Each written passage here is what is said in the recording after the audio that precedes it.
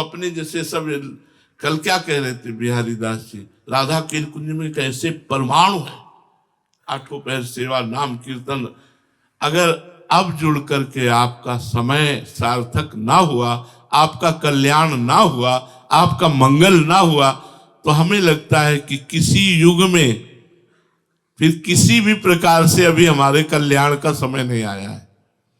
किसी युग में भी अगर इस कलयुग में ऐसे अवसर पर अब आपका कल्याण ना हुआ तो अब कभी कल्याण नहीं होगा। इसलिए प्रार्थना मानिए, कहीं भी डिस्टर्ब मत होइए, समय को आप लगाइए, समय को आप अपनी साधना का एक दिनचर्या बनाइए।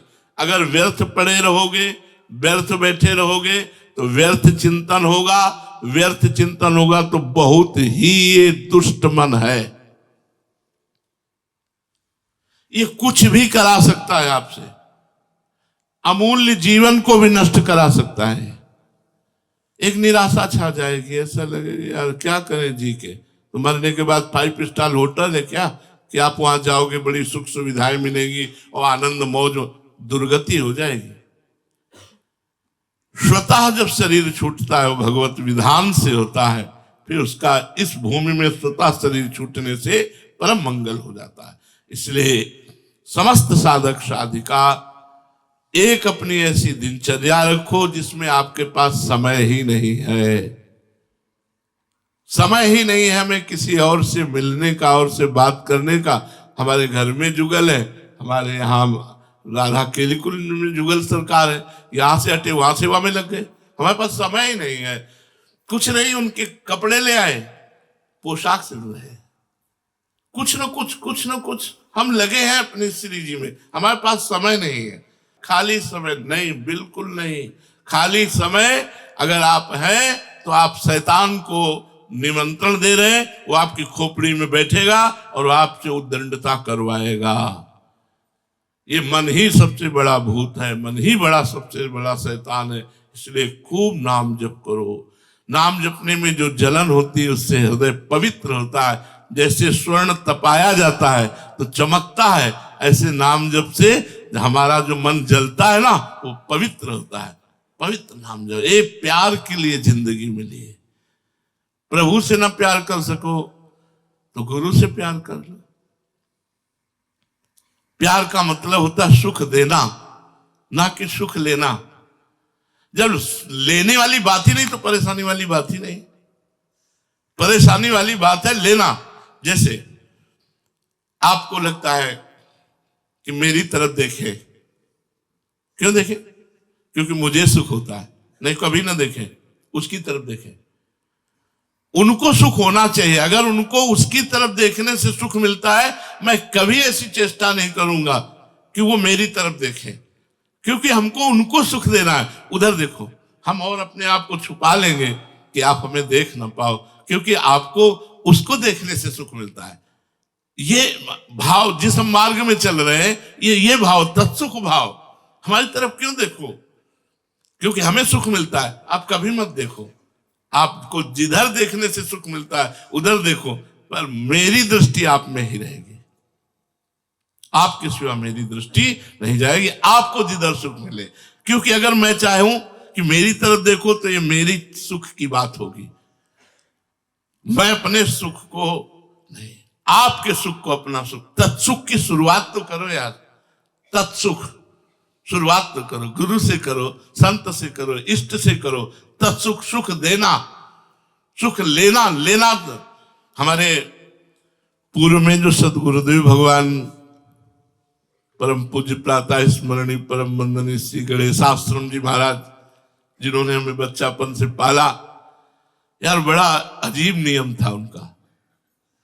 फलाहार करते थे 24 घंटे में एक बार, और नारियल का खप्पर रखते थे। सन्यासी हैं, आप भिक्षा लाए, खप्पर रख दिया ऐसे, स्वामी जी भिक्षा डाले, खप्पर हटा लिया। नहीं, बोल नहीं सका वो, हाँ नहीं कह सकते कि अच्छा डालो।